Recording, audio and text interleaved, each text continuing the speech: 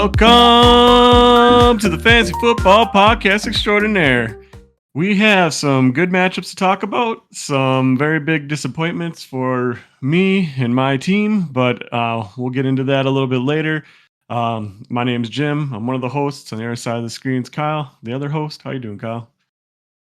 I'm doing good. I enjoyed some good playoff football this last weekend. My wife had her 35th birthday this last weekend, so we got some tasty food from Schwartz's on Saturday. Highly Nice. recommend it if anyone hasn't tried it. They have very good steaks. At least we both got steaks. Where's that? It's like out in, I don't know. It's not Cleveland. It's one of those like little, real small towns that are Gotcha. southwest of here. I can't remember where it is exactly. Yeah, it's very good. How you doing? Doing pretty good. Obviously, the weekend didn't really go as planned, but I think I did actually pretty good with handling it. Moved on to the next games, and we can talk about that later. But yeah, good weekend for the most part, but obviously kind of a big disappointment with the Lions losing. Yeah. Well, I mean, let's just jump right into it then. So, yeah, we had 4 matches this last weekend. We're gonna talk about all 4 of them, but we're just gonna start with the one that's nearest and dearest to us here. So we had the Commanders versus the Lions, and the Commanders took this one down. I believe the Lions were 9.5 points favorite in this one. Rookie quarterback versus the number 1 seed rolling off the bye. Lions had looked fantastic all year, and disaster struck at the worst possible time. I'll let you talk about it. I'm curious what your thoughts are on the whole thing. It is kind of ironic because I wasn't really big on the Commanders all year, so to lose to Lions to lose to them was hurt a little bit more than I think a normal top team or normal 12-5 team.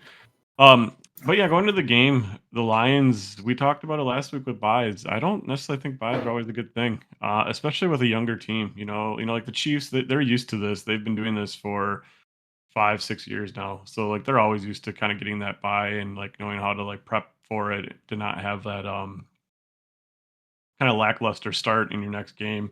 The Lions, I think it really hit them. Like they just didn't come out the way you expected. And the other thing is, we thought Alex Anzalone coming back a couple weeks ago, or actually just 2 weeks ago against the Vikings, it really kind of changed the defense, and it really didn't. That particular game it did, but clearly it wasn't enough just to bring Alex Anzalone back. The defense really struggled. The Commanders run a lot of RPO, and RPO is basically a quarterback gets multiple options: hand it off, run it, pass it.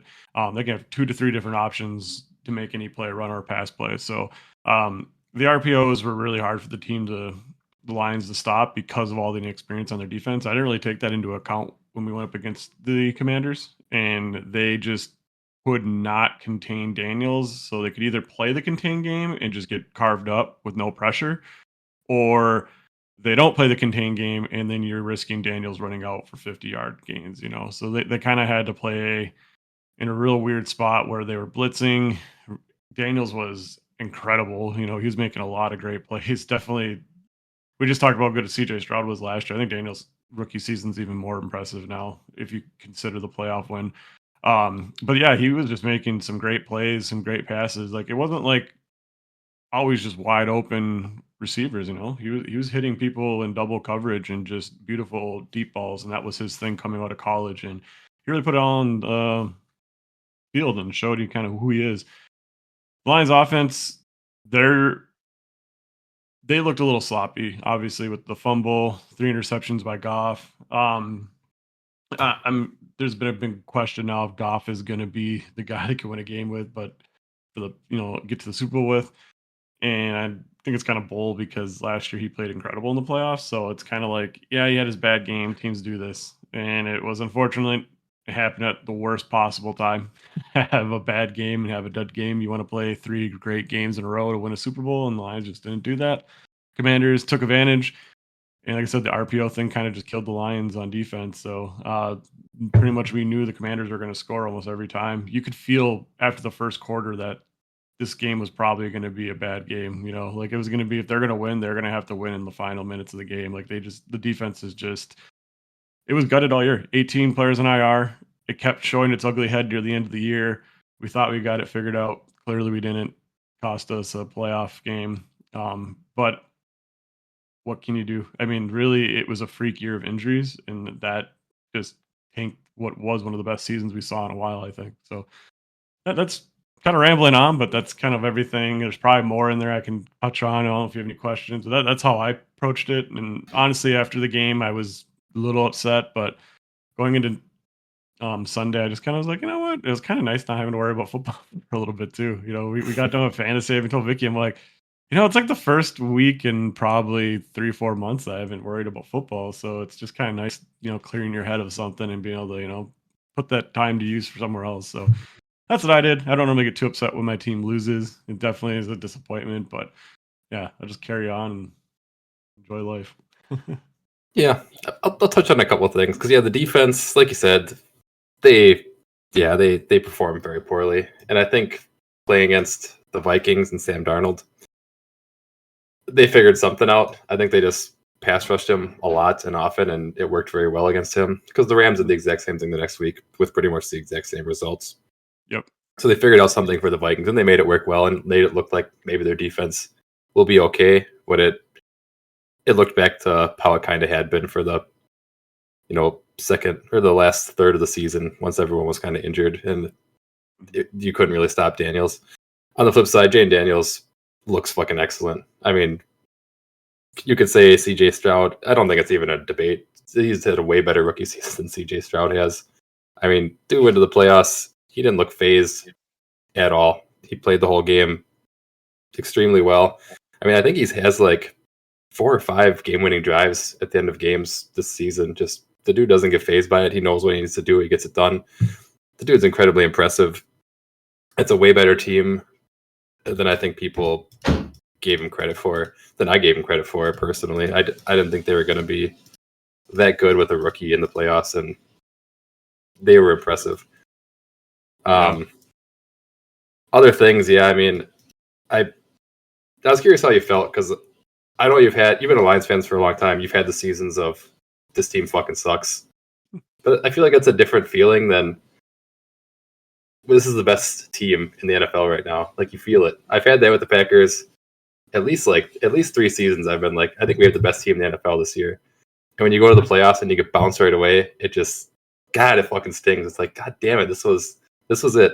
We had the best team, and we had one bad game in the playoffs, and now it's over. It's like, damn, it just stings a little bit. At least I always felt it stung a little bit more than the seasons where it's just like, yeah, we suck this year. It is what it is. You kind of, I guess, maybe just move on earlier so you don't get that sting at the end where it's like, fuck, I really feel like we should have won it this year. Yeah, I mean, for me, it's probably more the fact that I am naive to it, the success. The way I approach it is that this is maybe the best. If you go and look at the next 3 to 5 years for every team, the Lions could be argued as the best team in the next 3-5 year window, right? Like their team is just stacked with talent. They're going to be able to compete for the next couple years at a minimum.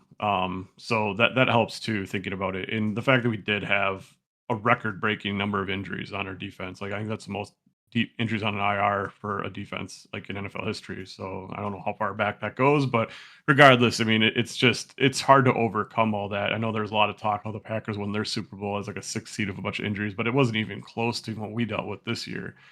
I think we still had I think you guys had like 17 overall. We have like 18 just on defense. It's just like it's tough to come back from that.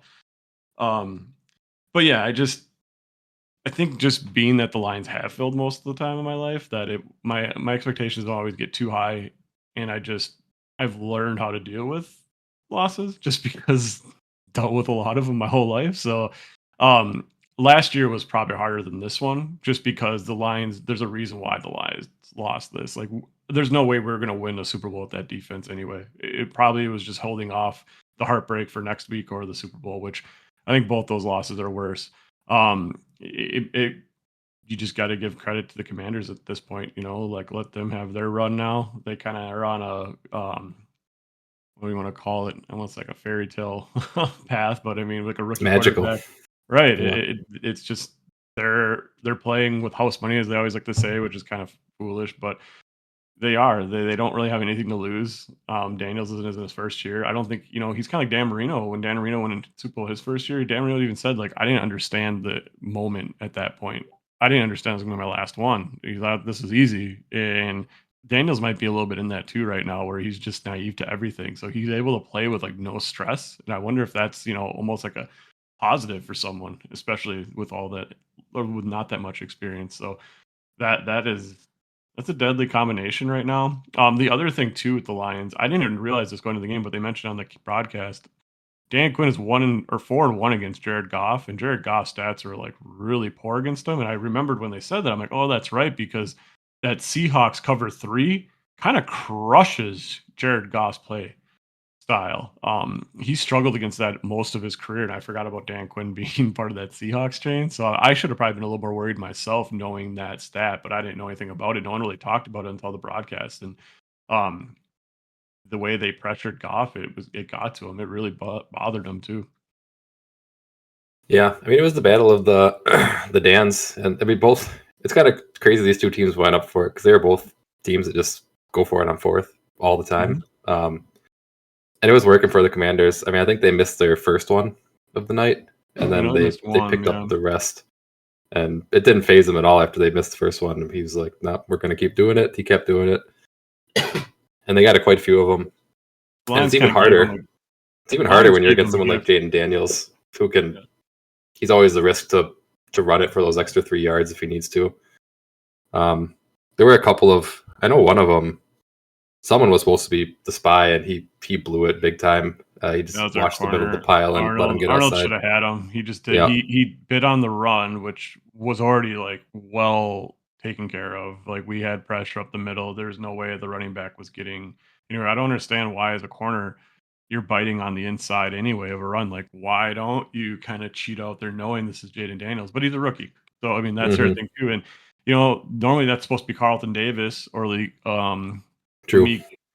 Robinson, and they're both. Well, Robinson got injured in the game.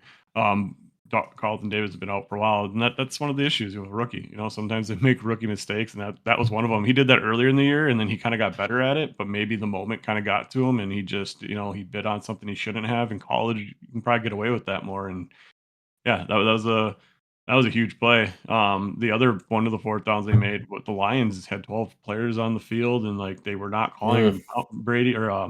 Tom Brady was just sitting there calling it like there's 12 men on the field. There's 12 men. Why aren't they doing anything? And then like all the Lions coaches are saying timeout, but Dan didn't say anything. So Dan kind of messed up there. I don't know if he was trying himself. I didn't see it, but I do know they showed like our linebackers coach like signaling we need to call a timeout. We need to call a timeout, and he probably knew maybe it was his guy that was out there. It wasn't supposed to be. So that was another big deal too. And you can't be having that in the playoffs, man. You can't have that kind of mistake. That's the difference of winning and losing a game right there. Those self-inflicted errors, especially in that type of moment, like that was them going back up. I think by.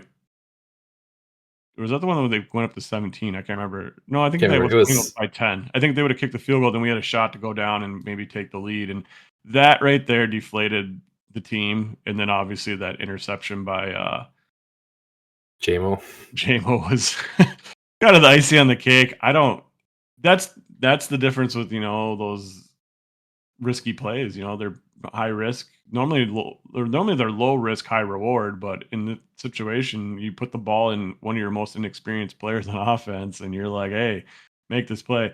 You could see the team was pissed after that because, like, they probably told him, like, "Why aren't you throwing that away?" But again, the moment you got young players, and again, kind of how the Lions lost, young players doing foolish things in big moments, and it's another reason we go back to why I think the Lions. I'm not so worried about. The Lions are so young. They're probably one of the third or fourth youngest team in the league. They still have a lot of young talent, and that cost them here. There was a lot of inexperience.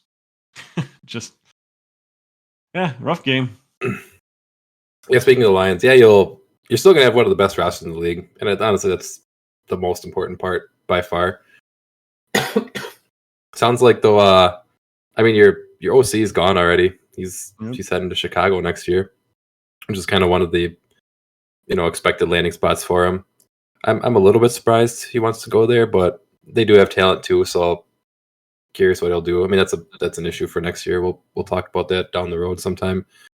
But yeah, he's gone. I presume your defensive coordinator is probably going to get a job too. I mean, this is the issue you run into when you have one of the best teams in the NFL is you get coordinator turnover because they're getting promotions. Well, especially when you turn around one of the worst franchises in the league over a 50-year period. Like there's probably some special people in the organization, and people are going to want to poach them. So they want to have the same success. Mm-hmm. Yeah, I'm pretty sure both the offense coordinator and defense coordinator are gone. Obviously, Ben Johnson going to the Bears already, and it sounds like Glenn is pretty much locked in to be the Jets' next head coach. It sounds like the Jets have no interest in letting him go. He's like going right now for a second interview, and for all reporting he is the favorite by far. So, and it makes sense. He was a former player there. He knows the organization. It makes a lot of sense for the team, I think, to bring in Glenn. And that's going to be the interesting part in going into next year is how do you manage two new offensive coordinator and defensive coordinator. You know, the Eagles did that after their Super Bowl run and they failed and didn't win. They lost their offensive defense coordinator. It took them a year. It was they struggled that next year because they brand new play callers coming in. So it could hurt the Lions earlier in the year next year. I think it might take them 7-8 games to really get things going. But I think what people forget too is that losing Ben Johnson, like that's going to suck. Great mind. He makes a lot of big plays for us by just play calls at the same time, but Dan Campbell was the one that originally took over when he fired Anthony Lynn in his first season, and that's when Jared Goff's stats flipped from like kind of okay to, or maybe even like below average to almost elite numbers, like overnight when they made that switch. And a lot of it attributes to honor Ross St. Brown. That's when he kind of started taking off, but that was when Dan Campbell took over play calling and took over a more focal. He took over the offense and put more focus on it. He said he didn't think he focused enough on the offense. So pretty much the whole time we've had Ben Johnson, he's been a lot more hands-on with the offense. Maybe that changed in the last year or two because Ben Johnson's been so great, but for the most part, from what I heard, is like Dan Campbell's a lot of the reasons why the offense plays the way it does and how it works. So it hopefully that's the case and they can kind of keep things going. But yeah, it's gonna be hard to replace both your offense and defense corner in one season. So we'll see what they do. I mean, in my opinion, player talent is the most important part. Coaches matter, absolutely, but if you have a stacked roster full of talent, it's going to show on the field. I mean, and you guys do. You're still going to have one of the best O lines. You still have an awesome running back duo. Yeah, I mean, there's so many of your players are young, and the ones that aren't young are kind of. You guys already paid Amon-Ra, right? So he's around for a while yet. Amon-Ra, yeah, he just got. We basically paid Goff, Amon-Ra, Sewell all this past offseason. You're gonna have Aiden in like a year or two.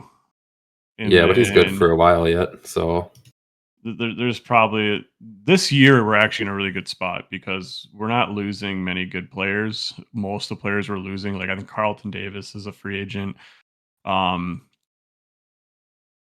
That one receiver, I can't think of his name right now, that we brought in. He's a free agent, but I think he's going to resign on a Tim Patrick deal. Tim Patrick, yeah, he just loved being here, and like he's been so good for us. I think he'll give a team friendly deal for like 2 years. And there's no like other real big names. They already signed Aleem McNeil too this past offseason. So pretty much all the big studs all got re-signed. I think maybe the only one would be Kirby Joseph, and I think he still might have 1 year left on his contract. So I don't think we even have to fork over any money to him yet. So the big contracts are all behind us, and I think with losing how many players they're losing, they're gonna be like around 66 million or 70 million in cap room. So they're going to be able to re-sign anyone they want and probably even bring in more talent. So they're going to have a lot of flexibility on how they want to approach the roster going into next season. But there isn't any really holes on the team. They're going to have basically money to throw wherever they want, to do whatever they want. They can improve any position they want. There's nothing really they have to worry about. Like, oh, we need to get a quarterback. Oh, we need to get a 2 defensive linemen.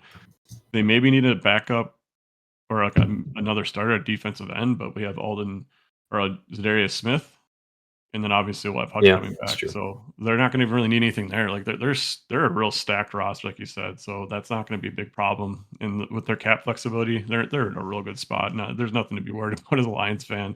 I know everyone's panicking in the Lions community, but this team is stacked. The people that made this team good is Dan Campbell and Brad Holmes, and they're both still there. So we're not too worried. We're not doing too bad. The only thing to worry about is the Packers getting better. The Vikings, they're probably going to roll with their rookie next year. They might be better. Mhm. And then the Bears with your OC might also be better. Yeah, but I think the Lions. This might be the worst Lions roster we see in the next 2 to 3 years. Like this is the Lions were the youngest team in the league right before the Packers took that from them. I think once you got rid of Rodgers and stuff, you took that from us. So like this Lions team is still these players are still kind of growing into what they're going to become, and they still have a lot of draft capital and money to play with. So that's it's not going to hurt them. It'll be interesting. It'll be interesting next year. I'm curious what happens with the Bears I do and like Ben Ben Johnson. Johnson going there. Like I told you, I really liked what I saw from Caleb Williams. Like I don't think obviously there's a lot of people think, oh, he sucked this year, but I think it's all basically coaching. I think they just got to get a little better offensive line play, and then that team's going to really go off. And having an offensive mind like Ben Johnson, that I'm actually kind of excited. I don't really like rivals taking good coaches, but this is the first Yeah, time we lost a coach since JFK was a president. So, or like lost a coach to a head coaching job. sure. So it's kind of something I'm like, I don't know how to even really feel about it. I'm just kind of excited he got it. A lot of Lions fans are pissed because he went there, but I'm like, I don't know why people get so worried. Like I said, it's still a coach. Like they can only do so much. And if you're not a big motivator type and you're just an X's and O's guys, those guys sometimes don't end up becoming the motivator type. They fail, and then they're out and they're looking to come back to your team in 2 years. So if he's a great coach, he's going to be a great coach, but it has nothing to do with him being a great offensive coordinator. So yeah, we lost him. We'll find something else to replace him. But I'm excited to see what he does with the Bears. It's going to be a real good test to see like if his offense is legit or was he just kind of piggybacking off the talent the Lions had, because Yeah. you can't really argue the Lions don't have maybe the most talented roster. Let's just say Lions are the most talented offensive roster in the league. That's pretty much proven by being the number one offense in points over the last 3 years or something. So Yeah, I mean their offense is insane, and I am curious because it's not unprecedented at all for the big hotshot OC that gets the promotion to head coach to just biff it. And it yeah, happens actually pretty common. It's probably like a 50-50 shot of whether they're actually a good head coach I mean or if this they is were the just a good Bears OC. again. This is their fourth one in like what 6 years or something. Yeah, They're moving pretty quick through them. So um, they have a good opportunity though. They have a lot of talent over there. A lot of people thought they could be a playoff team this year. Obviously, the coaching I think caused a lot of that, and Williams didn't play good enough. But uh, you get some stability there on the offense. Their defense is already solid. If Ben Johnson just gets another 20% out of Caleb Williams, they're probably close to a playoff team. it's kind of funny too because the Commanders basically wound up being what people thought the Bears were going to be this year. Yeah. Get that rookie quarterback, that's all they needed, and bam, playoff team. And the Just Commanders were selling off players, so like the yeah, Commanders are in a position where they don't have a lot of cap tied up on anybody. Like the Bears, they have yeah, some money tied up in their defense. So like the Bears, yeah, they're starting to. No, they had a lot of money, but they're starting to pay people, so they're kind of they're hmm almost like a year ahead of where the Commanders are even. So the Commanders, yeah, if they can keep it going, they're going to be in a really good spot for the next couple years as well. yeah. I'm curious what they do because yeah, they did not have a star-studded lineup like the Bears kind of did, but Oh, Jane Daniels has been fantastic well, with they pretty traded much their just best player to the Bears just 2 yeah. years ago, their best defensive player in Swift. So yeah, they That's right. Yeah, don't have yeah. much I mean, they else pretty really. much had Terry McLaurin. That's like the only like real standout guy I can even think of on their team. Yeah, they don't have any like superstars. They're just kind of a bunch of like really solid players that all play well together. Yeah, It's the difference of a great quarterback and good coaching compared to not having that stuff. pretty much can change a team overnight. So that's what everyone's looking for. It's wild. We'll see. We'll see how Williams develops. Because currently, it's definitely Jane Daniels should have been the first pick. Is the current situation. Is not even a question. But give it 2 more years, and maybe our minds will be changed. He's like what everyone wanted Michael Vick to be. He doesn't have quite the same arm, and he's maybe not as dynamic as a runner, but he's got everything else. So yeah, Daniels is he's well He's worth something. number overall pick. He should have been the number overall pick. Yeah, and just man, the poise of the guy to be in the playoffs and he just didn't fuck up. That's so Isn't that what impressive showed for him? a rookie. He just did not fuck up in that game.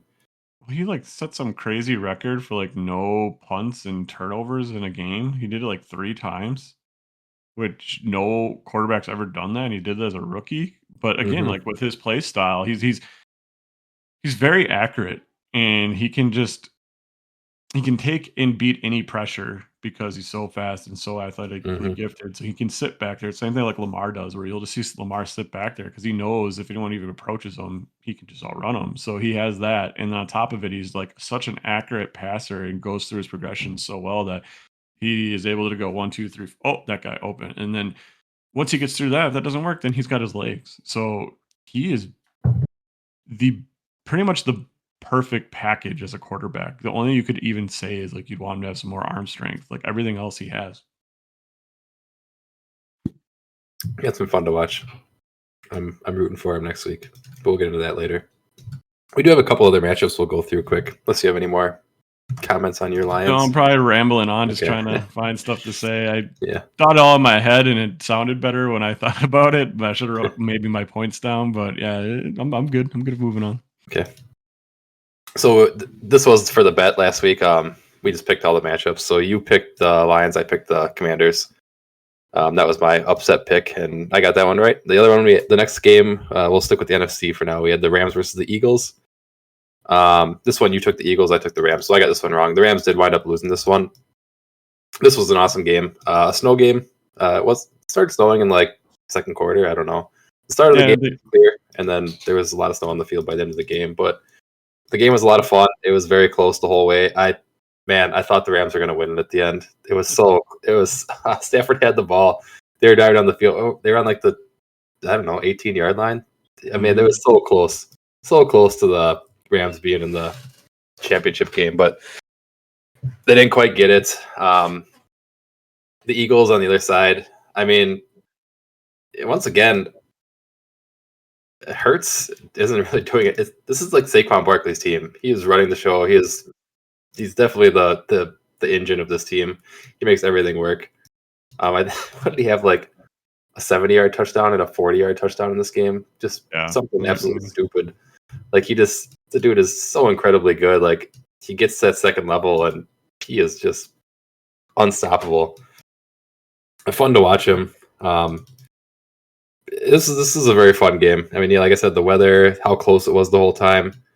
I mean, the Eagles were kind of ready to take a lead, and then the Rams had that safety at the end. They sacked Hurts in the end zone. They got the ball back, and then 2 plays later, they turn it over and give it right back to the Eagles and let them get ahead. I was like, you guys, you had the chance. You could have, you had the game. You had the control. You were exactly where you wanted to be, and then you fucked it up. But it was a fun game. I'm sad the Rams didn't win. I would have much rather seen the Rams in the championship game, but it was still a good one. Yeah, it was fun. I put it on obviously because of Stafford. I don't want to miss him. At that point, I think this was after the Lions game, right? Yeah, this is Sunday.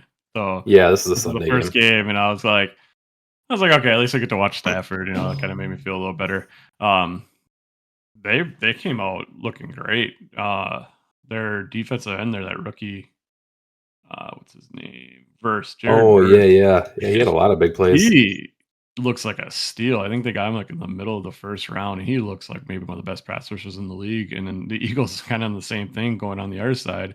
They got really lucky with Jalen Carter, who was supposed to be the number 1 overall pick like 2 years ago, and that was the guy who like he was in a car race, and his like teammate died in the other car racing him. and he like lied to the cops, so that's why he dropped. So like that guy was like the number 1 overall pick quality of player 2 years ago, and he fell to like the 10th overall pick because everyone thought, oh look, we can't have this cancer on our team, and it was all because of that car accident. Which, depending on what you feel about that, but as far as a player is concerned, he's just been everything everyone expected him to be coming on the NFL draft. So he took over the game, and that's kind of what changed the outcome. He got to Stafford. I think he's the one that got the fumble that changed the game. So two really dominant young defensive players both these teams have that are going to be you're going to be hearing them a lot, maybe even defensive player of the year type candidates, especially with Jalen Carter. He might be the new Aaron Donald. He's just unblockable. And as far as the Hurts situation, actually, Hurts is like on a crazy streak of like 19 touchdowns, 3 picks, and like a bunch of high passer ratings and like games he's played and finished. So he's actually statistically he's been really But good. he the throws last for like 130 yards every game. It's like, I Yeah, guess it's good. I think it's He's because not of their fucking it up, defense. but They have such yeah, a good defense. They have Saquon Barkley. They're just like, yeah, why even open up the offense until they need to? Which the I get argument it. with that is like then the passing game might not be flowing when you need it because you're not like in rhythm because the passing game's all about rhythm. So that can hurt them. But I mean, honestly, he went 15 to 20, 128 yards, not crazy like big plays or anything, but he kept the game moving and he had that like 44-yard touchdown himself. So I mean, Yeah, he ran one.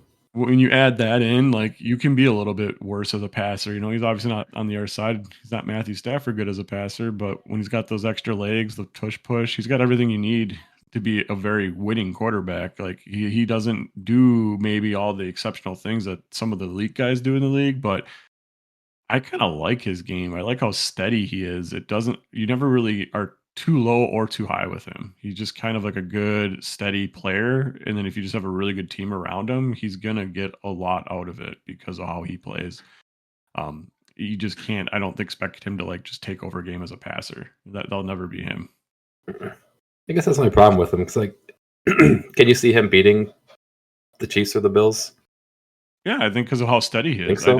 I think as long as he I doesn't don't make see those it. mistakes, like he's just like it's kind of like the death to 1,000 cuts, right? Like he doesn't really ever beat you with big long plays. I mean, he can throw deep. He kind of plays a lot like Goff, honestly, as a passer. But then he just gets those run plays every now and then, so he can keep you honest as a defense. And then like he is like kind of like this intermediate passer, so he does a lot of stuff to the outside of the hashes. So he gets like a lot of like 5-10 yard plays, and then they just rely on Saquon Barkley to be like their big play threat, and not really have like their receivers do that. I mean, AJ Brown can, but he's so big and strong that they just keep him near the line of scrimmage too, because he can run a slant and then take it 90 yards because he's just bigger and faster than everyone. So like they keep everything very congested, and then they don't really stretch out defenses too much, but they don't have to. They can just run every play really.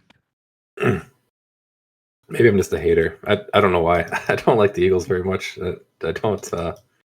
Not a believer in Hurts. I don't know what it is.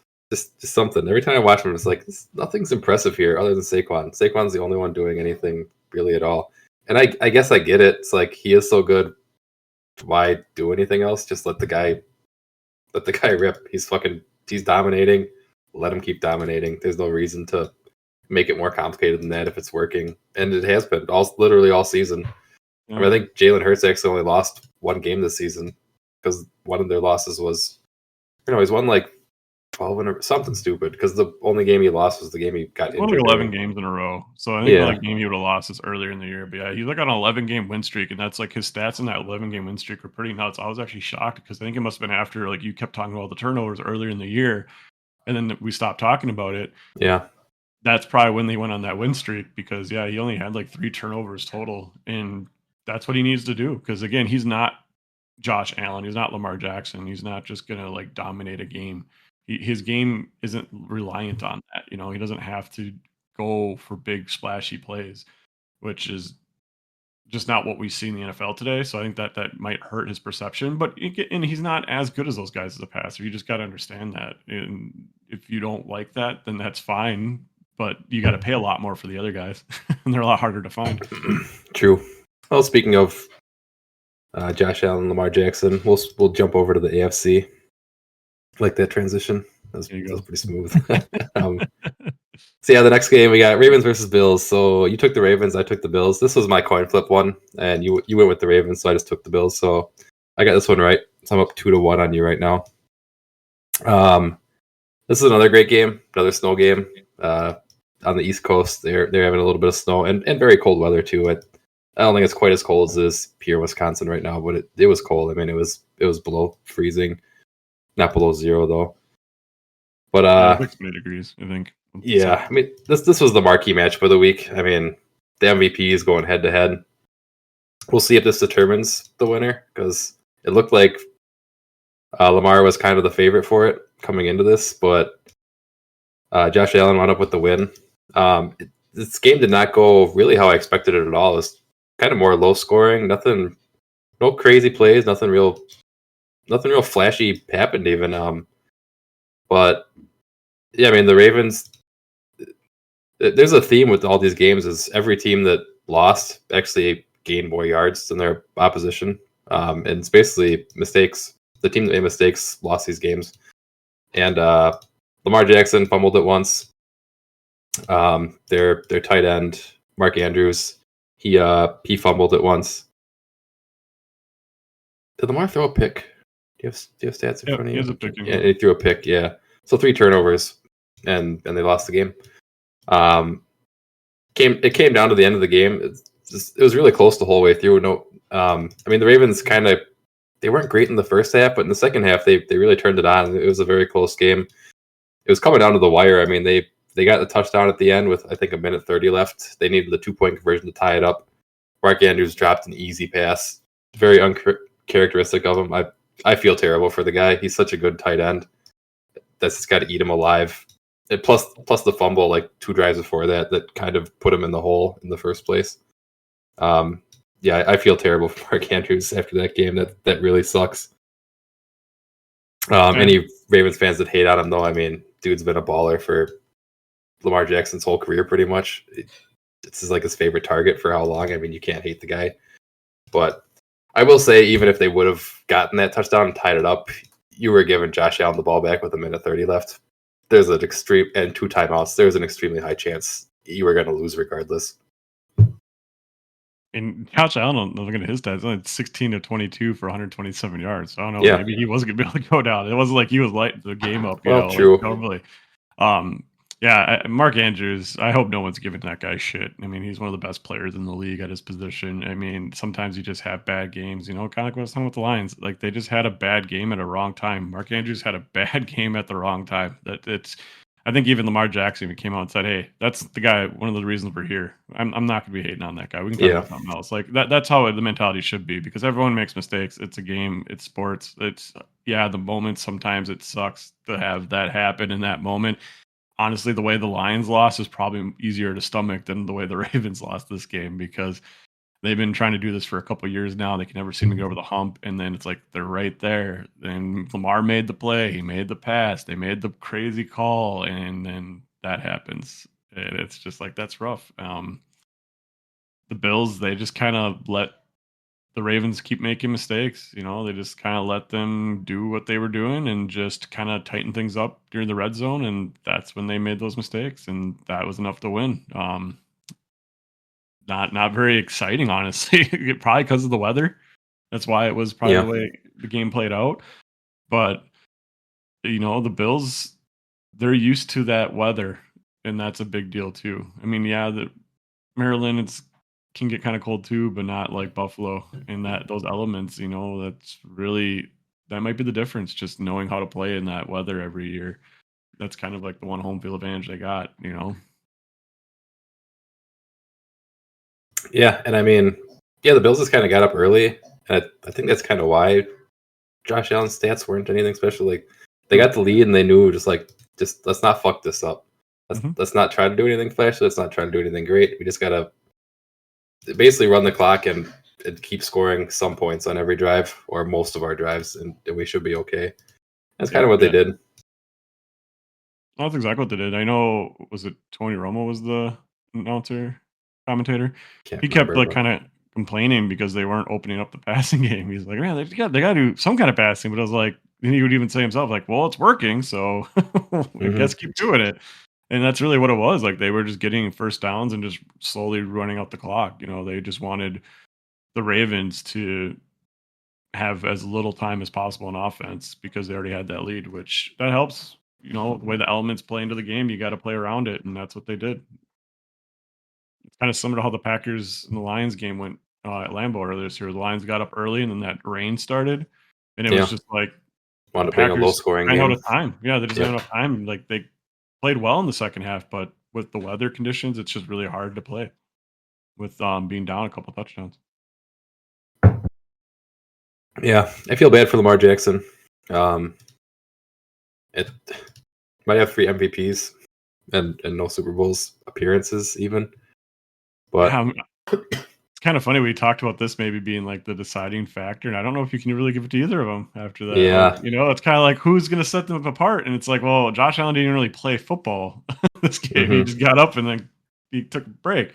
Lamar Jackson tried, and then I mean, if he wins that game, then it's different. Probably, it's like okay, that's obviously the MVP there, but unfortunately, Andrews still needs to catch the ball for us to even know. I think at Yeah, this I point, mean, Jackson gets the third one. I either way, whoever won this game, they still have to go against the king, which is the Chiefs. They had their matchup last week. This one wasn't that exciting, really. It was the second game of the week. I can't remember. It was on This is Saturday. the first game, I think, Was it because the this first one and the one? Lions was the late Yeah. game. Yeah, so this has been the first game. Oh, that's right. Yeah. Yeah, we had the Texans versus the Chiefs. That was the last game. You took the Texans. This was your upset pick. I took the Chiefs. Chiefs won. I mean, they played the better game. There were some. There was one cool throw, I guess, from Mahomes to Kelsey when he's like falling over forward and just barely gets it off before his knees touch the ground. That was cool. Other than that, there weren't. Again, this wasn't a flashy game. Texans actually came in and looking like the inexperienced team, and they got beat by the Chiefs. I couldn't have imagined them beating them. The Chiefs didn't do anything particularly well outside of that, but the Texans made mistakes, and it screwed them over.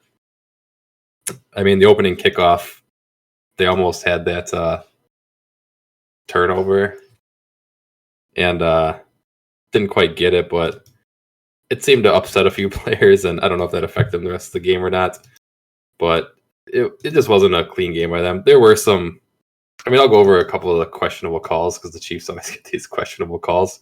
Yeah. And it's just there was 2 that Mahomes got that they shouldn't have got called straight up, and it's weird to me that they did get called. And from what I understand, they can pick the flags back up now after they see the review, but they didn't on either one of them. There was one that was, I think they said helmet to helmet, roughing the passer. Mm-hmm. And they showed the replay, and the dude just helmets him in the shoulder. And, because of that, Mahomes kind of jerks back, and it looked like helmet to helmet in real time, so I see why it gets called, but after they show the replay, it's like it clearly wasn't, so why didn't it get picked up? And that one, I think, actually kind of mattered. That one gave them a first down when they were on third down, so it would have probably punt if that had not happened. The other one was, I think it was like second down, and it was like, it would have been like, might have been first down. It would have been like 2nd and 6 or something, so I don't know how much it mattered.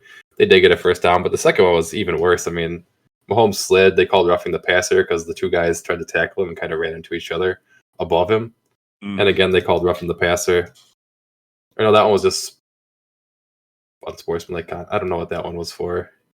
He wasn't a passer they anymore. both hit each other, and they're trying to hit him. Personal foul. That was a personal foul, yeah. And then he had another one where he was like running out of bounds, and then he flopped, and he got the call. That one didn't get called, actually. Oh, didn't it? I thought that got called. Everyone talked about it, so they kept. Well, it's because he took a flop. Like he throws his arms up like the NBA guys. He just throws his arms up and falls. Yeah, it's like he's been doing that all year. He's been obviously doing that stuff, and it's like pissing everyone off because like.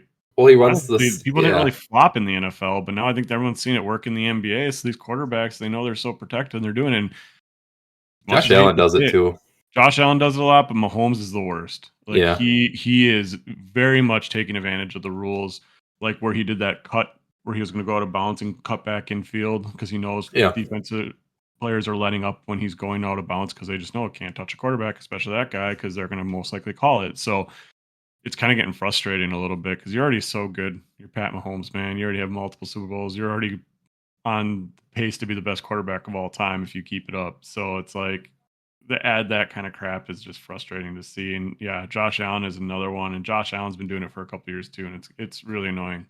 I don't see a lot of players in the NFL doing that, but there's a couple high marquee players that are very happy to take advantage of those situations if they can. And the Chiefs seem to get favored more than most, which I know it brings up betting and all the other stuff, but I think it's just players just taking advantage of the situation. Well, it absolutely was. I mean, when Mahomes did it, it was kind of the same thing as. I mean, he's done it several times. Like he runs towards the sideline, but he stops right before he gets out of bounds. So it's like the defender assumes they'll keep running out of bounds, so they hold up. And then if you don't hold up, he can keep running. But if you do hit him and he just puts that 1 foot out of bounds, now it's a personal foul. You're giving him a free 15. Yeah. And on this one, yeah, he stopped, and the one guy just like pushes him really hard. He just like throws his arms up, like, "Oh, I got tackled." And but because he didn't actually step out of bounds, it was a legal hit. So they didn't call that one.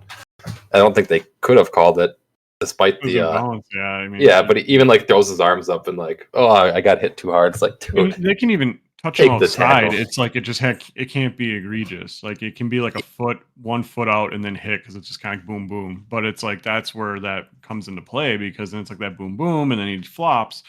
And it's like, well, his foot was just about hitting out of bounds, but he didn't really hit him that hard. But when you flop, it looks a lot worse. But if you can actually catch him do it, then you can kind of see like, okay, that's a flop. But it might be hard for them not to see that, like without a slow motion replay sometimes too for the refs. They kind of just see it like, well, that's weird. But hopefully they can get better at determining what is flops and what is not because the NBA has struggled with it for years. So I hope it doesn't ruin. Yeah, and I don't want to see NBA. it.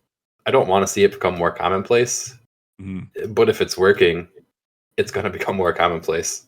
Yeah. Like if it's part of the rules and you can use it and take advantage of it, people will. And Mahomes was doing it first. Josh Allen started doing it like a couple years ago, and he's like, well, it's an advantage. If I do this, I get calls and I get free yards and free first downs. You know what I like? How the Lions approached it. Caleb Williams was doing it earlier in the year, and the Lions, they smoked him. Yeah, and they went up and told the refs, like, he's doing this, we're gonna fucking hit him. And they're like, yeah, if he's in bounds, hit him. What happened? He stops, he tries to cut, and Campbell just blows him up because he knows he's gonna come back in, and he puts everything into that hit. And all the Bears players kept saying how it was a dirty hit. Mm-hmm. And even Williams came on and talked to the media and said, yeah, that's a dirty hit. That should be a 15-yard penalty. It's like, what the hell, man? Like, if you're going to do it, don't be going over there defending it, like just admit it. Like, okay, you got hit. Maybe you think about it next time. So hopefully the players take it in their own hands. I honestly, with Mahomes and Allen, just lay them the fuck out. I'm hoping somebody does. Honestly, who cares? Take the 15-yard penalty, lay him out, and make him not do it or second guess himself. And that's what the Lions did. And I think that really helped against Caleb Williams. I haven't seen him do it since. So yeah, mess him up. And you know what? That's the same thing that Jimmy Garoppolo tore his ACL on like a couple of years ago when he did that same exact move. He tried to cut out and come back in, and then he messed up his ACL. So I think one of these high profile guys is going to fuck up their leg at some point too. Either they're going to get hit when someone's coming to hit them and they're going to hit them low and it's going to mess up their knee, or they're going to do something and their foot's going to give out and then they're going to, potentially mess up their ACL or something. So we've seen it happen in the past. That might stop players from doing it as well. But it's got to get out of the game. I don't want to see the NFL get ruined like the NBA has. The NBA is almost impossible to watch right now with all the flopping. Right. Well, it's just flops and 3-point shots. That's all they fucking do now.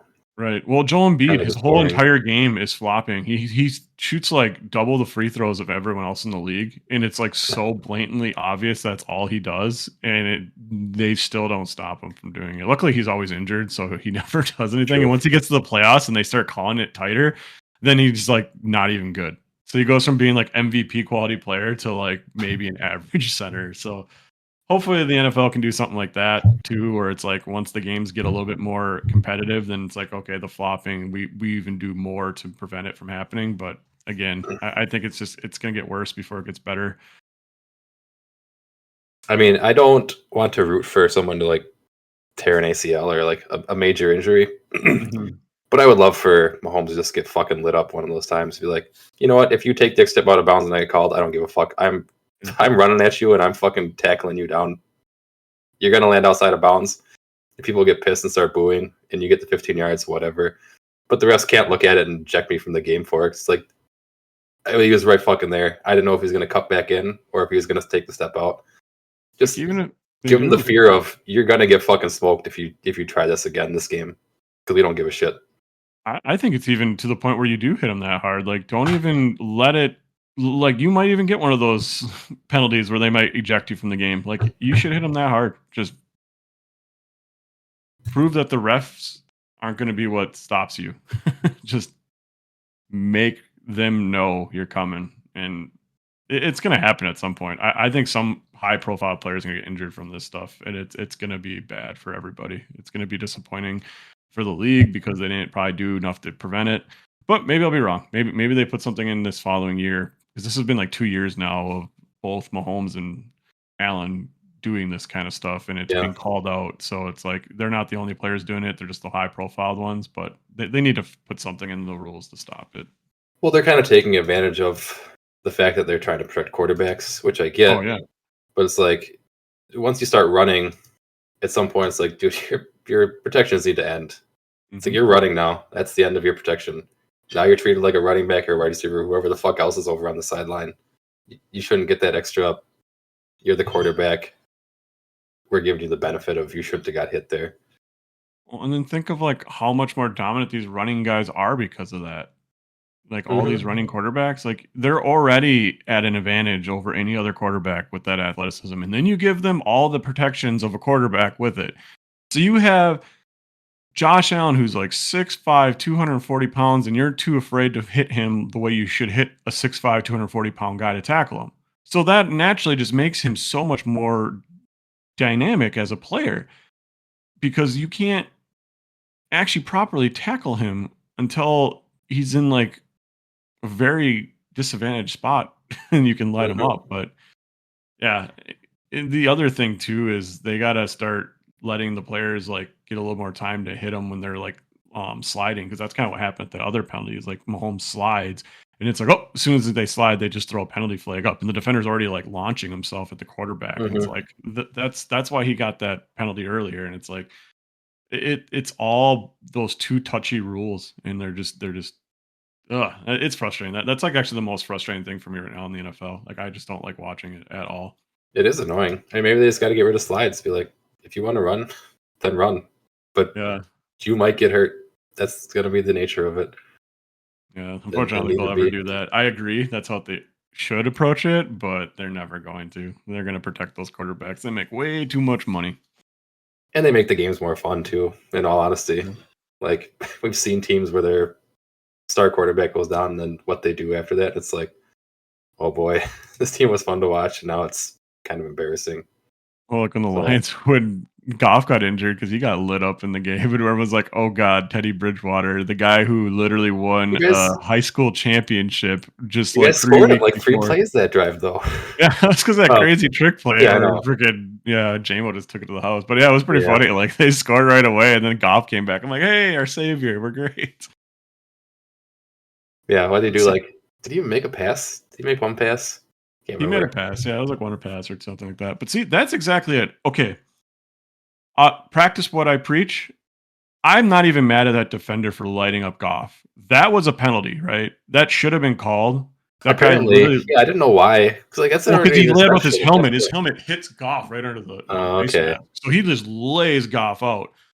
That's the kind of stuff you need to do. Like Goff needs to get his ass away from there. Like you're not catching that guy. Don't put yourself in harm's way. That could have been the reason we lost. He played like shit after that, even though he wasn't playing much True. better before that. But maybe he was a little bit, whacked up in the head. That's what you do to those guys. I'm not even mad at that defender. Would I want there to be a penalty there? Yeah, there should have been a penalty there. But that defender, you did a 10 out of 10 times, I feel like. The quarterback shouldn't be there. Yeah, I mean, especially for the quarterback, there's like, even if you get to him, are you going to make the tackle? Right. No. You're not. Maybe if you're Lamar Jackson, maybe. Yeah. Or Josh Allen, like, they're huge. They have a chance, but, I mean, Jared Goff, you're not making a tackle there, even if you make it all the way over there.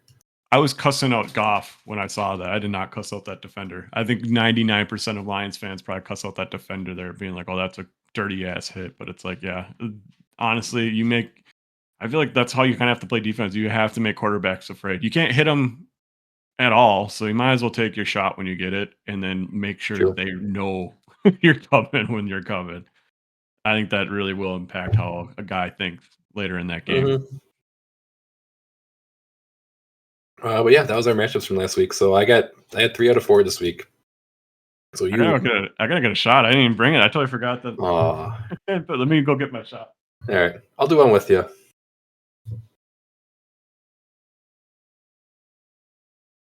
We'll do it in solidarity for the Lions loss, and the Packers loss, and the Vikings loss. The whole NFC North out.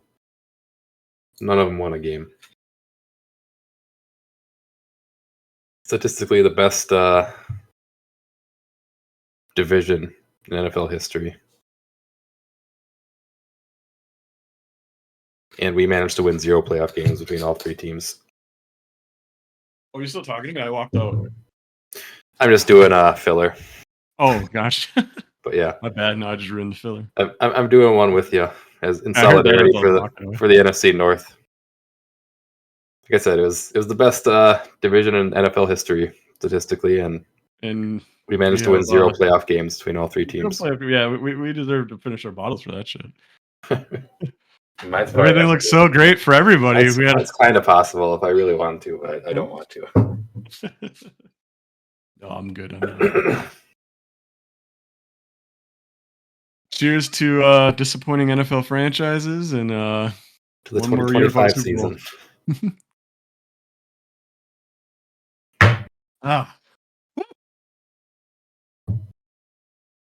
So good. I don't have anything to chase it with either. Oh. All right.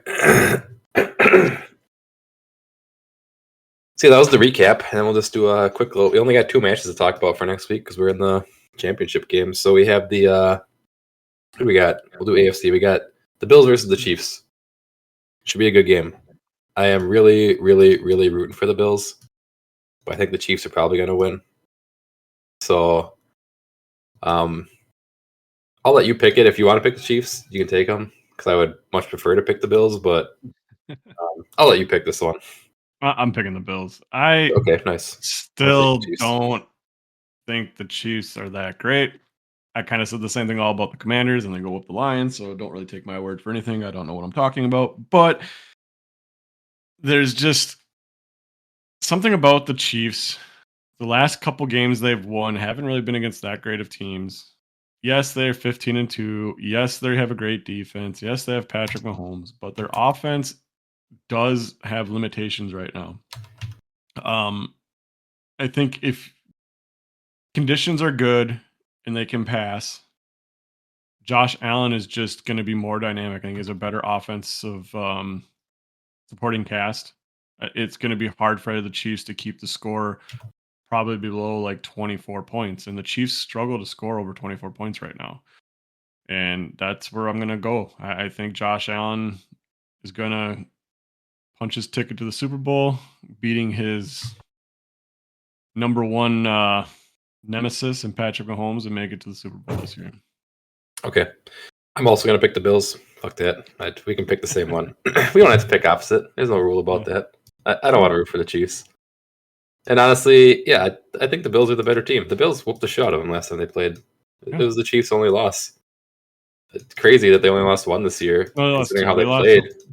Oh yeah, well when they're all their backups sat the last week, they lost to they lost the last game of the season because everyone was resting. to the Broncos. But yeah, I mean, I don't even really count that one. I mean, the Bills is the only legit game they lost. They played a lot of good teams tight this year. The Chiefs did, but the Bills, I mean, they pounded them when they played them, and they looked like the better team. I think the Bills look better now than they did back then. The Chiefs do too. I'll give them that. But yeah, oh yeah, give me Josh Allen. It's his time. It's his time to go to the Super Bowl. Yeah, I don't want to see the Chiefs there again. I just, it's really hard to win 3 in a row. And part of my betting against them is just I don't think they're doing it. I'm not in the type of fan that just hates the team that's good. Like I had no problem with the Patriots dynasty. I was like, whatever. It was kind of funny watching everyone complain about them. It's like, if you have a problem with them, beat them. Like, they're just better than you. That's just how it works. The Chiefs are like that right now. But I do think their time is coming. I don't think they're going to keep it up, and I think the Bills are going to have their number. And the Bills, they always play them tough, and like you said, they kind of dominated them earlier in the season. And the Bills are better, the Chiefs are better, but yeah, I think I would put real money on this that the Bills win it. Like, if I had the opportunity. I mean, easily could. Just gotta go to DraftKings.com and we can't bet on games. I thought we can do I don't fantasy. I don't think we can like actually do. I don't know what the laws are. I have no idea. I don't want to get into it because I'd probably make myself go bankrupt. Yeah, I try to stay away from betting. Not but yeah, I'm really hoping for the Bills. And I mean, the Chiefs, they've had this dynasty, but their division is actually getting competitive. Like, when the Patriots had their dynasty, their division sucked the entire time. Like, they could not. The Jets, the Dolphins, and the who else is in there with them? And the Bills, yeah. They were all terrible almost the entire time. Once in a while, one of them would get good for a couple of years, but for the most part, they were all just jokes. And the best stretch. I don't think the Broncos and the Chargers are going to stay that way. I just don't see it. I think they're going to get better and better. Yeah, definitely. I would say, yeah, I think the quality division is going to be a lot better because I'm thinking about the Patriots over their time. Like, I remember the Jets having that Ryan Fitzpatrick team with Rex Ryan that was pretty good, and Mark Sanchez before that. Like, that they had a couple year run that was pretty solid. That was probably the best team in the Patriots division, their whole entire dynasty. Which I think they made it to the championship game, that Jets team, but it wasn't really anything great. Like, they pretty much fell off after that year. I think that was the Fitzpatrick year with Brendan Marshall, and they had like another really good receiver. But yeah, Denver with Bo Nix. If Bo Nix keeps ascending, that's going to be impressive. Sean Payton's been a hell of a coach for a long time now, and he proved already in 2 years that he turned that whole franchise around. Yeah. So that's going to be a team that's no one's going to really want to play against. The Chargers, we both have talked about how much we like Harbaugh, and then they have a great quarterback as well. The worst team in that division is the Raiders, and every team's kind of got that one divisional team that everyone kind of just writes off, and unfortunately the Raiders are kind of in that boat. But the other two teams, yeah. I mean, the Chiefs, they're gonna start getting older here, and they're gonna start losing some players. Like, once they lose Kelsey and things like that, they're gonna be interesting. I don't know how long they're gonna keep this going. Like, comparing against the Lions, like, the Lions have a good like 3 to 5 year window. The Chiefs, like, as their current roster is constructed, might only have like a year or two left. Yeah, but they got Mahomes, so I would never close the window because of that alone. I'm not trying to say their window's going to close, but this like iteration, like, Tom Brady went through a couple iterations of the dynasty. This iteration's pretty much at its last leg or two, because I mean, really the two other big stars, you got Kelsey and then the defensive end. I can't think of his name right now. Chris Jones. Those guys are both kind of at the end of their careers, so they're going to have to find some good replacements for those guys to keep this going, I think, or they're going to have like a couple year downtime where they have to reload. But yeah, their division is going to be interesting to see, especially if the Chiefs start to kind of slow down after this year. Yeah, I was kind of hoping that's where Ben Johnson was going to wind up on the Raiders. I'm like, man, that would have been an intense place to go for your first head coach job. Like, I'm going to go coach against Sean Payton, Harbaugh, and Andy Reid.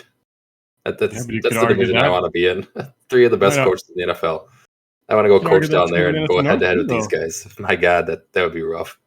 You got He stayed in the Kevin NFC North, and O'Connell, it's not Dan much better. Campbell, Yet, and yeah, I yeah, mean, honestly, like 2 years from now, the Lions win a Super Bowl, and the Vikings still keep up what they're doing. The Packers are a really good team. Like you're going to say the same thing about that coaching, trio. Like that, they're incredible as could be. well. So, uh, but the Bears do have a quarterback potentially, so that's a difference. You go to the Raiders, you're just like, what do I do? Like you don't. I mean, look at the Yeah, Commanders. If you don't yeah. have a quarterback, nothing works. If you have a quarterback, everything works. The whole game is based off the quarterback. If you don't have one, you need one yesterday. But And but the Raiders have some weapons though. I mean, they they have a have that tight quarterback. end. I can't remember his name, but they have Max Crosby. Well, He's like one of the Powers. best pass rushers in the NFL. Oh, So they got some real high end they've talent. got two real key. I mean, tight end is not key, but a good receiver is key, and they've got that, and they've got a really good pass rusher, which I think is also key. So really, they just need the quarterback, but that is hard. You can Hey, draft one and hope for the best, but that's you hard. remove Mahomes from the Chiefs, what have they done? They've won it with an incredible defensive tackle end in Chris Hmm. Jones, and their best offensive player outside of Mahomes has been a tight end, Kelsey. That's the Yep. same nucleus Yep. they Yep. got over there. And Bowers is the best rookie tight end we've ever seen. And then, yeah, Mason Crosby is one of the best defensive ends in the league. Everyone's pretty much always talking about him as a defensive player of the year candidate every year. He never really Yep. wins it. Kind of same as Chris Jones. So, yeah. But again, you need a quarterback. If you don't have one, then none of that Yep. matters. It just proves how I mean, important that position is. do they have the first draft pick? Are they number one this next year? I don't They're think up so. there. I don't think they're I the mean, first because then I think there's like everyone just two. I think there's like two quarterbacks they're kind of no. talking The about this Giants year. are number. Oh, Tennessee Giants got, Titans are number one. That's right. The Titans Titans. got number one, but they won't draft one, will they? They'll probably Oh yeah, stick with. they're drafting a quarterback. I Think think. so. Oh They don't yeah, want to give Will Levis one more shot. Will Levis was awful, man. They Yeah, have to. I yes, mean, but who's the quarterback in this draft anyway? Is it there's still? Shador Sanders and there's one other guy. I think it's that Cameron Ward. Yeah, I think he's the Yeah, guy yeah, that yeah. most people think is going to be the number one pick. Yeah. Yeah, Tennessee number one, Cleveland number two, Giants number three, New England number four, Jacksonville number five, and then at 6 is Las Vegas. So they actually didn't have the earliest of picks. They didn't do as bad as I thought. I guess they had Devontae Adams for half a year too. So they won a Yeah, couple games. if they got rid of him, though, their team was pretty gutted. So, anyways, we got way off track there, I guess. We were talking about the Chiefs versus the Bills. I don't even know how we got to this point, but we both took the Bills. So, the other game, the NFC Championship game, we got the Commanders versus the Eagles. So, I'm taking the Commanders in this game. Jane Daniels has been awesome. The Commanders are just on a fucking heater. I guess the Eagles are too. They haven't lost in a long time, but the Commanders are coming in hot. No one expected shit from them. I'm done writing off the rookie quarterback because Jay Daniels has looked so fucking good. I don't think the Eagles have looked that great. All they got to do, just slow down Saquon Barkley. You ain't stopping him. You're not going to stop him. He's going to get around 100 yards and a touchdown. That's okay. Just don't let him go off for 180 and 2 touchdowns. And I think they could beat these guys. I don't think the Eagles are that good. I still don't. I don't care how many games they win. I just don't think they're that good. I think the complete opposite. I think the Eagles are I the best figured. team remaining. They would be my Super Bowl pick as of right now. So this is our bet then. It's just Yeah, this. We agreed on the other pretty one. much. We're betting on Okay. this. Yeah, I love the Eagles. I really do think they have just a stacked roster. When healthy, the Lions are They do. healthy and the Eagles are Yeah. healthy. They are very similar, like how dominant their rosters are. Um, Jalen Carter, as I mentioned before, it's insane that they got him in the 10th overall pick. He's just been incredible, and he's getting better, and he's getting better. He's going to be the next Aaron Donald, in my opinion. So they got just an incredible defensive end, defensive tackle. Inside, I think he's going to cause a lot of havoc to Jaden Daniels. That ain't easy though. It ain't easy, but their defense is very well suited to play against Jaden Daniels. They're a 3-4 base defense, so they have more speed on the field. Where like a team like the Lions are 4-3, and they're going to have a lot more down linemen. It makes it a little bit easier for them to kind of play contain and things like that. they have a very athletic defense as well. Like everyone on their team is like a plus athlete on defense, and I think that's what you kind of need against someone like Jaden Daniels. You just need guys who can just chase them down. Like Nolan Smith, one of their linebackers, he's like a 4.3 guy at like 250. He's just incredibly fast. So I feel like he's probably gonna be the guy who will like be on Jaden Daniels. I don't know how they played earlier in the year when they played him. I know like I think one of the games, one of the injured games for Hurts, maybe. I think wasn't it? Yeah, I think Hertz got hurt the second time they played, Yeah, so we kind of and don't have like a the lot of Commanders wound up evidence. winning. But I mean, that was a game where Jaden Daniels threw 5 touchdowns. It was still a comeback because the Eagles were up early, but then Oh yeah, I remember that. Jalen Hurts got hurt, and then the Commanders made like the fucking monstrous comeback and came back and won it. So He did tear them apart. That is kind of funny, but I will still put my money on this defense is going to be able to contain him, and I don't think you can stop the Eagles' offense right now. I think Saquon Barkley is. If I were to give out MVP, I would give it to Saquon Barkley. I don't think either quarterback. it should be. I don't Yeah, know why absolutely. it's even a comment or a question right now. We need to start like grading on a curve of quarterbacks. Like, oh, this is the greatest quarterback season for this season, but is it like one of the greatest of all time? No, he might not deserve the MVP. Why don't we look at Saquon Barkley, who literally got benched from breaking an all-time record Mm-hmm. and looked like the most dominant player in the league, bar any position. Like he is spectacular. That's the first place you got to stop. Like you said, it's funny how Hurts doesn't do anything. Well, you don't have to do anything. We have Saquon Barkley on your team. I know. It's like he's Goddamn. just been exceptional. He had 2 carries for 50 plus yards, or no, 40 plus and like 70 plus yards last week. And he rushed for 200 yards on like 19 carries. And he will probably do it again this week. I don't think the Commanders defense is going to be able to contain him. They got shredded by the Lions until the Lions kind of got too aggressive True. with the pass game. But if that game was close, the Lions would have probably ran all over the Commanders. Like you could see that Commanders defense was not able to stop that Lions run game, but they were fortunate to get a lead because of the picks and like, just not turning the ball over themselves or turnover on downs. And that kept the running game of the Lions contained for them. I don't think they're going to be able to do it against the Eagles. The Eagles got a better defense or keep the game closer. I think this might even be like a blowout type of game. I still don't really trust the Commanders overall. And I'm not trying to say, I just want the Commanders to lose because they beat the Lions. I actually really love Jaden Daniels. I can't wait to see how his career unfolds. He's actually one of my favorite young players in the league. I just love his demeanor the whole time on the sidelines, like against the Lions. That guy had never showed any like fear at all. And I think that's awesome. So I don't want to make it sound like, I'm just betting against them. This is just, I still feel they're the same team I felt they were 2-3 weeks ago before they beat the Lions. Sometimes that's just the way the NFL works. I think this game is going to be bad for them. I really do think the Eagles are going to come out, blow them out, and then we're going to see an Eagles-Buffalo Super Bowl, and the Eagles win that. But I'll be cheering for the Bills. You actually like the Eagles, huh? You want to see them in the Super Bowl again?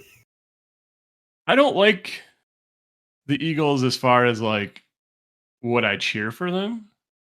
I don't think I would cheer for them. Like, I really do think I'd cheer for the Bills, or maybe not the Chiefs. Oh, I would definitely cheer for the Bills if they I'm gonna made cheer it. for the Bills if all the teams remain. Yes, I want the Bills to win.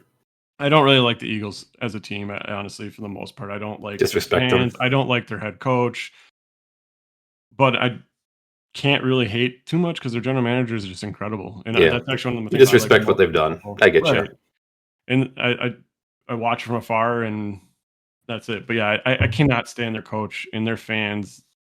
I hate to say it, but they have like the worst fans in the NFL. I don't think it's really even a question. Like they've done so much that's been publicized over the years. They've done a lot of things where they beat the shit out of people that gets reported after like games and stuff. And it's just like, I don't know. I would not even want to go to a Philadelphia game. I hate to say that because I don't want to alienate a whole I would fan base, never.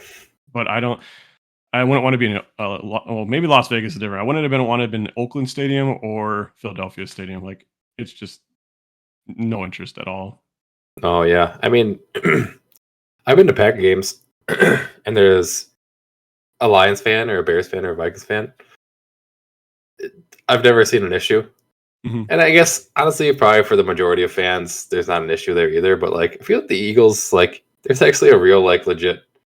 There'd be a fear of me of like, I might get my fucking ass whooped because I was cheering for the Packers and the Packers won and they're pissed off, and they might just beat the shit out of me for just because of that. And it happens. And it happens. That's the problem. Is it actually happens somewhat regularly. Every time I've seen those things posted on Reddit, it is always the Eagles fans. It's not like I'm just using recency bias. Like, no, literally like, every single one is like always with Eagles fans. Did you see the most recent one with that girl at the Packer game? Yeah, or yeah. And that Oh, it guy is was. just calling Oh her yeah, like, the what Packer is it Eagles called? game. It's calling her like a dumb slut or something like It's a that. And dumb, he doesn't, fucking ignorant cunt. yeah, and doesn't even know who she is just because she's wearing a Packers jacket and watching the game. Like, I'm glad that the Eagles went out of their way, found out who he was, and banned him for life. Like, that is what you need to do. Like, that should Right? never be tolerated. Like, the guy who's filming was like her husband or boyfriend was just like, dude, Yeah. this isn't cool, man. Like, don't say this kind of stuff. That's probably happening all over in Philadelphia. It's one If thing to it's be that like, easy for them to just to say that yeah. stuff. It's fun to be like, hey, your team fucking sucks. You don't even belong here. You guys coming all the way down here to cheer for the Packers, and your team fucking can't even throw fucking 3 picks in our stadium. Oh, that's embarrassing. That's fine. Yeah. That's fun. That might still be crossing the line to a complete stranger, in my opinion. I probably wouldn't do that, but that's all fine. When you're just like personally insulting a person, Yeah. like that's like what the hell, man? Do That's you know weird. It's that weird. guy worked in like he He's in like sales or something. He got fired. he got fired from his job, but he worked like in equality. Like he tried to make workplaces like fair. Mm-hmm. Like I mean, I it's just baffling. But again, that's the kind of stuff you always see out of Philadelphia. So yeah, that alone makes me not like the Eagles. Like you said, if you go to a Packer game, I've been a Lions fan in a Packer game multiple times, and I've been in Packer games not even watching Lions, watching our teams, and I've never had really any bad experiences like at a stadium. In fact, most of them are pretty good experiences. Where like I remember one of the first games I went to, one of the fans came up next to me because the Lions, I think, just came off an 16 season. He's just like, "Why are you a Lions fan, man?" Like he is like he felt bad for me. And he just sat and talked to me. He just wanted to know, and I was like, that's kind of cool. At first, I was like, if you open with that, I'm like, okay, dude, like serious, like we got to start with that. Like, can I just enjoy my team? Like, I know they suck, but I don't need. But he was cool about it, you know. He was just curious, and then I told him like I'm from Michigan, and we just had like a 10-minute conversation. Never met the guy in my life before. Never seen him again, but I've always had positive experiences like that at the stadium.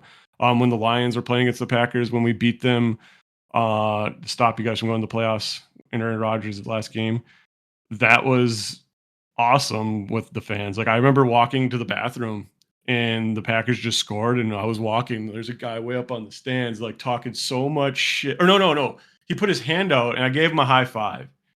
And he was laughing because why'd you give me a high five? We scored on you or something like that. I'm like, dude, I'm just having fun, man. He's like, all right, I can't even be mad at you. And then he was just like cool about it. Cause like I'm never gonna get too upset. Like it's a game.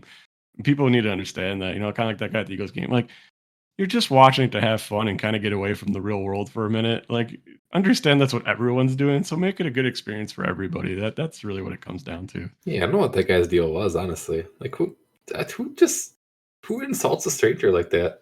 Like I think it's regardless of the just the situation, that's mentality. crazy to me.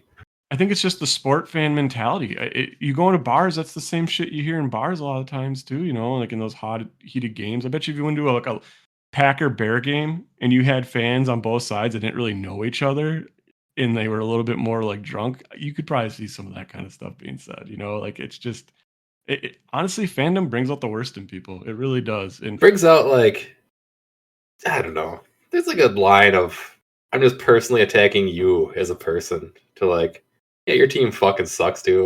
Your team sucks. Blah blah blah. This and that. It's like just attack the individual. Like hey, you're a piece of shit. You're a I've dumb had people do fucking that to me cunt. Like, before. dude, I've what the Packer fuck? fans That's do weird as that. shit. When Sue stepped on Rogers' leg, we were at Capone's, I think, and some drunk guy was like bitching me out about it. I'm just like, I didn't fucking step on his leg. What do you want from That's me? true. Like, Yeah.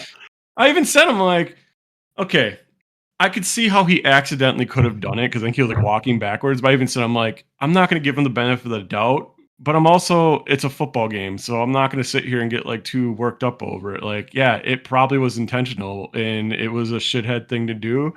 But I don't. People would just get mad, man. It's true. That's true. Half the time with Sue, I would just play it up. I'd be like, "Yeah, I mean, I'm all for it," you know. Like, "Oh, that was a complete accident," but I would just do it to rise up people and get them. Is he in the league anymore? He was in the No, Dolphins for a he was. minute, wasn't he? Oh, dude, when I was watching the Lions game, I was so annoyed. I had like a stream on, and it was like Sky TV, which was like a European broadcast. Stu was one of the announcers on that, or one of the guys talking like in a talk show about the game, and they wouldn't play the commercials, and they would go to Sue. I think it's like Ho or something. There's the other guy. I can't think of his first name. He's a former player as well, and there's like a girl. I think someone else. Ocho, is that his first name? I think it's Ho because Ocho it's Cinco. ACHO. No, I think his last name is like Oh, Ho. okay. He's like a former diva. But I don't know. Sue just rubbed me the wrong way. He was just like, oh my, I can't even go off and say what he even said. I can't remember, but I just remember being tilted whenever Sue would talk. I was just like, maybe because he didn't really feel like a Lions fan, you know? I felt like I understand like you don't want to be biased, but he almost like overdid it, like trying not to be biased, where he ended up being biased against the Lions, trying not to be biased. So I think either he has some hate against the Lions organization, he doesn't want to admit it, or he just tried to overplay, or he overplayed being unbiased. It could be. It was annoying. It made the game worse. I actually started to mute him when he talked. I could have handled him with. Watching on European TV. No. Yeah. Yeah, I guess that's really about it. So we got our bet for next week. It's basically Commanders versus the Eagles. We're both going for the Bills. Simple Fuck as the that. Chiefs. Yeah, I really hope go Commies. I hope so. I want to see Josh Allen there, and yeah, honestly, I'd love to see the Commanders there too. I think it'd be cool to see Jaden Daniels like career arc making the Super Bowl year one and see how that goes. I mean, if it's Bills versus, would you take the Bills over either one of these teams? Because I would. I'm picking the Bills no matter what the win is. Like my team, I hope to win. They've had a lot of hardship, like Lions fans, and there's always been the Lake Erie boys. Since there's like a couple teams on Lake Erie, so like Bills fans and Lions fans have always been kind of you're big with them fans. on that. Okay. And actually, one of the cooler things I saw this year on Reddit, there was a Packer fan who went into the Bills subreddit when the Lions beat the Packers and they played the Bills the next week, and basically said how much he hated the Lions. Now he's like, they don't understand, like they're all assholes, all their fans suck, and like we can't just wait till you beat the shit out of the Lions. And like it was like this whole huge rage post, and it just got downvoted by all the Bills fans. They're all basically like, we kind of resonate with the Lions fans way before we resonate with the Packer fan, and that guy just got blasted. Yeah, it was bad, and it got posted like on the Lions subreddit, and a lot of Packer fans like, we don't accept that guy. He's not one of us. He's out of the club. Yeah. So yeah, Bills fans and Lions fans, they actually have a pretty good bond. So the Bills winning wouldn't be as good as the Lions winning, but I'd be really happy to see Josh Allen win one. And I want to see greatness, and I want to see more greatness instead of just seeing like Mahomes win it every time. You know, it'd be cool to see Josh Allen win it. Yeah. So I think it'd be awesome if Jaden Daniels did it, because like you go from one of the worst ran organizations in NFL history to, wow, you're a real cool Cinderella story, to we're in the Super Bowl and we have a shot at winning the whole thing as a rookie. Like they go from were they like a 4-win team last year? They go from a 4-win team to win the Super Bowl. Yeah, they had to be. That's the greatest turnaround that's ever been done. Jaden Daniels his career right now is something we've never seen before. So this might be the next great player. You know, we don't know yet. Like it looks easy for him. That's when you know they're great. Like it doesn't look like it ever challenges him. Again, the way his demeanor is, he is always even keeled. Nothing phases this guy. And again, he doesn't miss passes. He doesn't miss deep, which is the main place that where people miss. He hits people on the numbers every time. It reminds me of Russell Wilson when Russell Wilson was younger, and he just had the most beautiful deep ball, and that's how he just dissected teams. But now you have a guy who's a little bit taller, who can actually play the middle of the field and is just a better athlete. So you take Russell Wilson's deep passing, you give him more athleticism, and you make him a little taller so he can hit over the middle of the field. You have maybe the best quarterback of all time if that's the case. Like Russell Wilson was incredible at so many other things, and then you just add those things, it's hard to stop. And I mentioned before, it's like Michael Vick. You know, it's Michael Vick without the big arm that Michael Vick had, but it's still good arm by NFL standards, and he can do everything. There's no weakness in his game. What would be worse for Josh Allen though? Losing to the Chiefs again, or making it to the Super Bowl and then getting beat by a rookie? Because that would be painful. Have they ever beat the Chiefs? Not in the postseason, no. I think I Joe would Burrow is still really the say only losing guy to the Chiefs that's done again, it. and he needs to get over that hurdle before you can even consider like the Super Bowl problems. I feel like if he doesn't get over that, I mean, then the literally, that's what he conversation has to is do. like, I mean, look at the Lamar conversation right now. He's 0 for 3 or 0 for 4 right now against Mahomes in the playoffs. If you can't beat him, that tarnishes your legacy. I think if he beats Mahomes and loses to Jaden Daniels, the story is just Jaden Daniels. I don't think it really hurts Allen at Yeah, all. you I might think be it just right. becomes Jaden Daniels is the next great quarterback. Like this is our next Peyton Manning, maybe. You know, this is our next Patrick Mahomes. This is who he is. Well, That's how he's going to be built up. Peyton Manning was more like a Lamar Jackson, honestly. Like he kept racking up MVPs, but he fucking sucked in the playoffs too. Like his legacy was kind of the same. He kept losing in the playoffs every fucking year. He was Yeah. the best every regular season, but he got to the playoffs and he would lose. And Yeah, then Tom Brady he probably finally been broke better, through. honestly. Yeah, but I personally feel Manning's a lot better than his playoff success. I think he had a lot of bad defense. He I kind of do had like the too. Rodgers like issues where it was just like the defense just always let that man down, and then he had Tom Brady to deal with. So it's also That's it's the not current all his situation fault, though. Because right? now you got Mahomes to deal with. There's always that guy. Exactly. It's There's like, always God a damn guy. it. Can't get past this one fucking team. Like we can beat everybody else. We can have fantastic regular seasons, break all kinds of records and shit, but is that one team in the way? And now it's the Chiefs. It That's was why the Patriots for 15 years.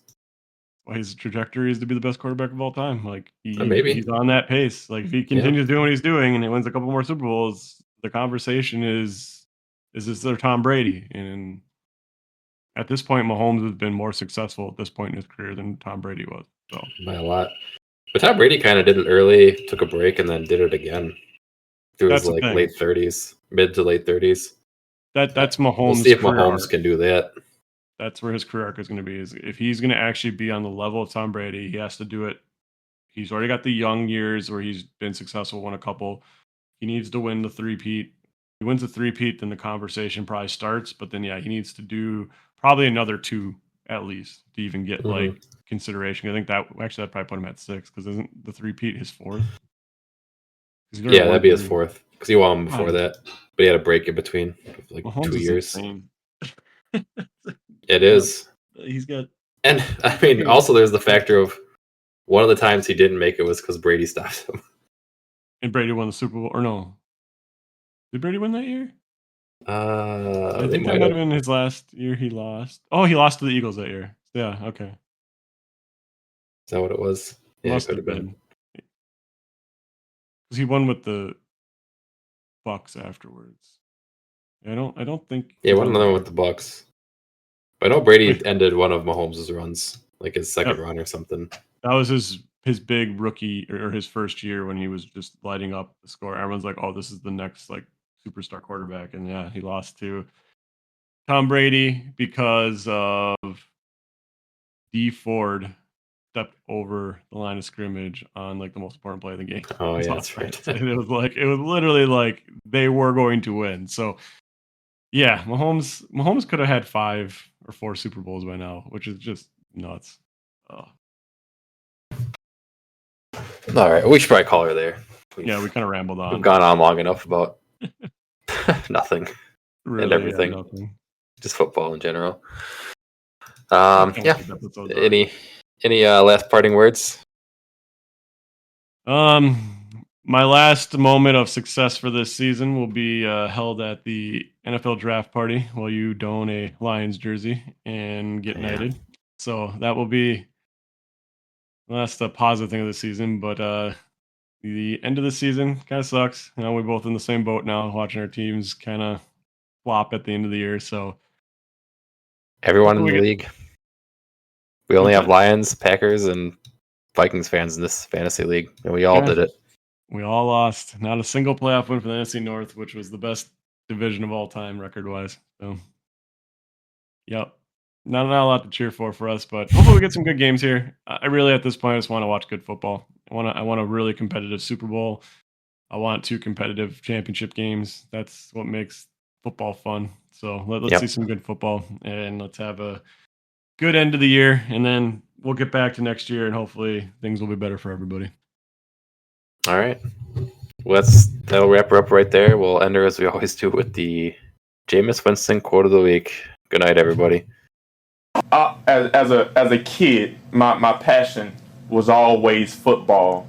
I didn't realize that my passion was playing football.